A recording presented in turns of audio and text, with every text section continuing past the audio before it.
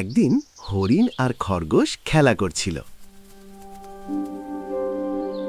তখন খরগোশ, হরিণ বলল, আমি একটু নদীতে পানি খেয়ে আসি। ঠিক আছে, তাড়াতাড়ি এসো।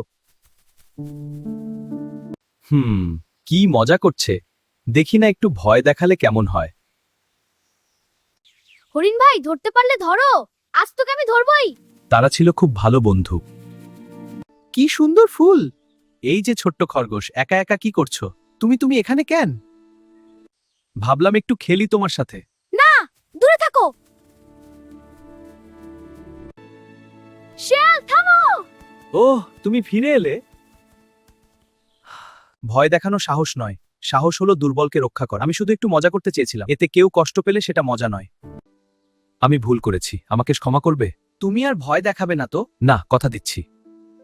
তাহলে আজ থেকে আমরা তিনজন বন্ধু। হ্যাঁ, সেদিন থেকে তারা তিনজন হয়ে গেল সত্যিকারের বন্ধু।